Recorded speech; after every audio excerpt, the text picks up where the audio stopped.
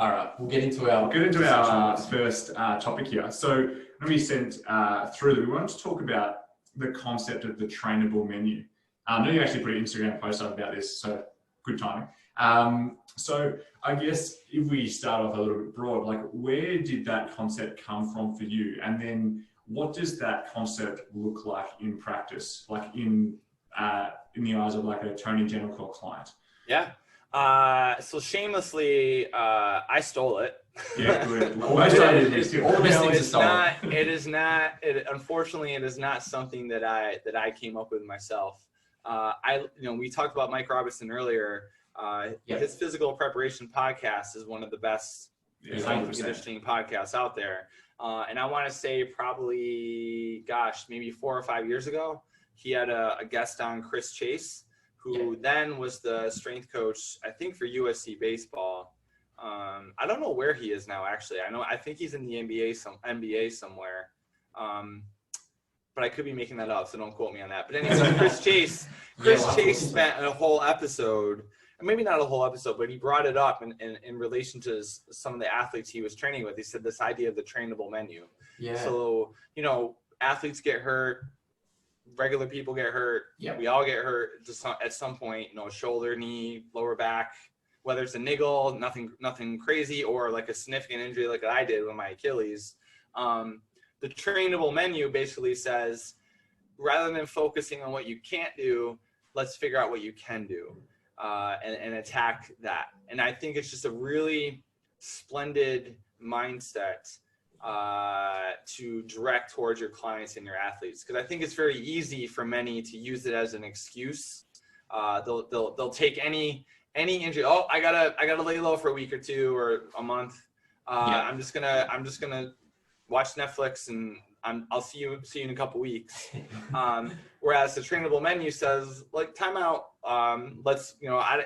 We can train around pretty much any injury.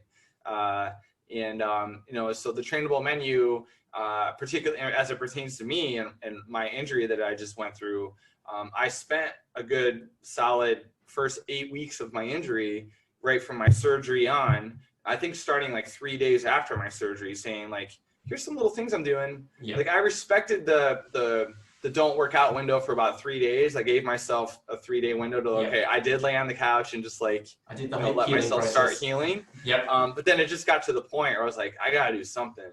Yeah. And I remember setting up my brother-in-law came to help me out because my wife was, I injured myself down in Florida. And I had to fly back up to Boston. Oh, that's right.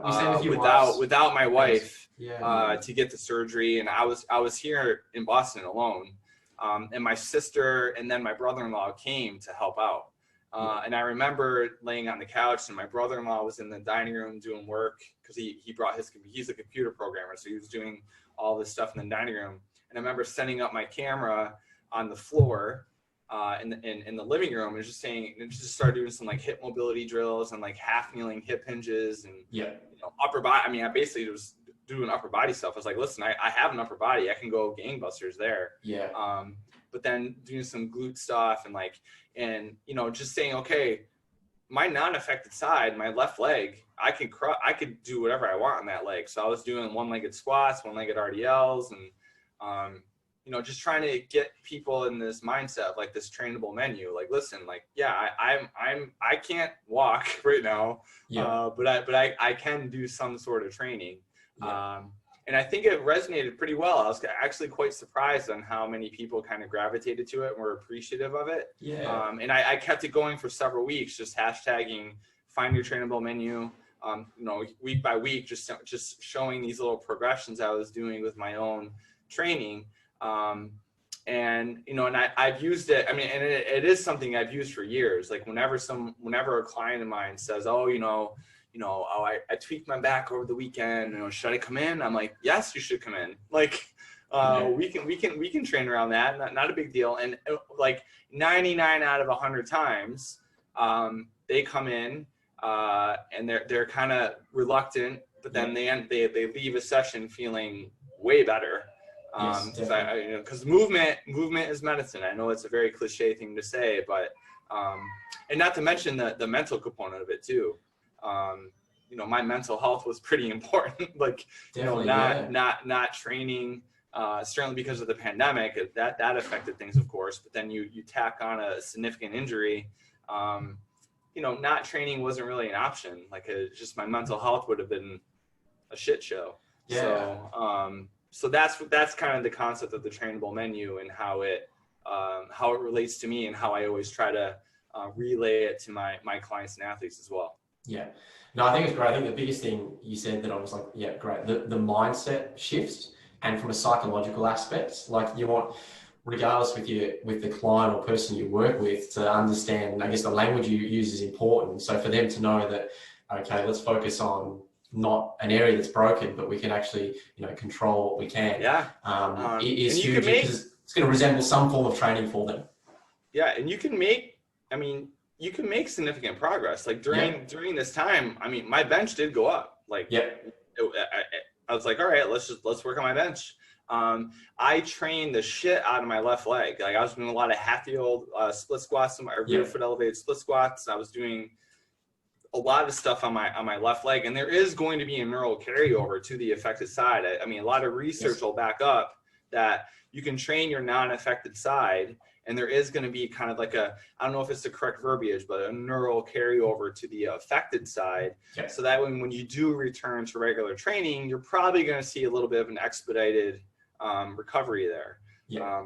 And not to mention the mental component of it. Like, training is training. Like, I mean, hard is hard. Like, that was important for me to feel like 100%. To break a sweat and like get some like training in, and not some foo-foo-y, you know, only breathing drills, which is, you know, I'm a fan of breathing drills, but you know, that's not training. No, you don't want to spend an hour doing low activation, you know, exercises. Exactly. Did you find that from, especially with the clients, that it got better buy-in?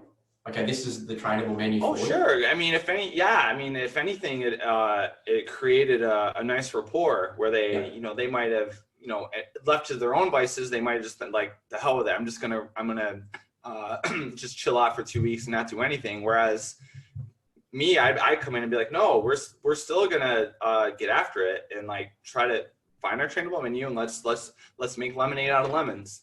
You know, and I do feel the bulk of people appreciate that mindset, and they understand that I'm in their corner. Like they hired me for a reason. It isn't to be a yes man.